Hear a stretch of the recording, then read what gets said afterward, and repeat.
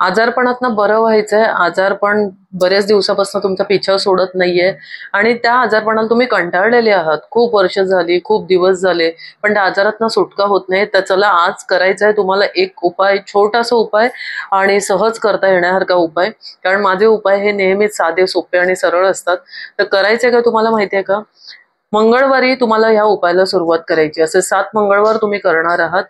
मंगळवारी तुम्हाला काय करायचं आहे, स्वतःच्या डोक्यापासून तळपायापर्यंत समुद्री मीठ जे असतं, तर ते समुद्री मीठ घेऊन डोक्यापासून तळपायापर्यंत 7 वेळा ओवाळायचं आहे उतरत्या दिशेने आणि ते एका पुडीमध्ये बांधायचं आहे.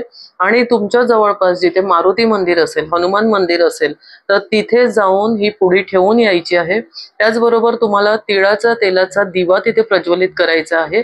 आणि तसंच तुम्हाला लागणार आहे एक पिंपळाचं पान. तर त्या पिंपळाच्या पानावरती आजारी व्यक्तीचं नाव जे आहे ते शेंदूरने लिहायचं आहे. ठीक आहे. आणि बरोबर लिहायचं आहे श्रीराम. तर हे सुद्धा पिंपळाचं पान तुम्ही मारुतीच्या पायाजवळ ठेवून येणार आहात. आणि पूर्ण विश्वासाने प्रार्थना करा की ही जी कोणी आजारी व्यक्ती आहे किंवा तुम्ही स्वतः जरी आजारी असाल तर त्या आजारपणातनं लवकरात लवकर सुटका होत चाललेली आहे. लवकरात लवकर तुम्ही आजारातनं बाहेर निघत आहात आणि एक स्वस्थ जीवनाचा आनंद घ्यायला लागलेले आहात. असे तुम्ही करणार आहात 7 मंगळवार. 7 मंगळवार कधी कधी पूर्ण व्हायच्या आत सुद्धा मनुष्य आजारातनं मोकळा होतो, एक चांगलं सुखी आयुष्य जगायला सुरुवात करू शकतो.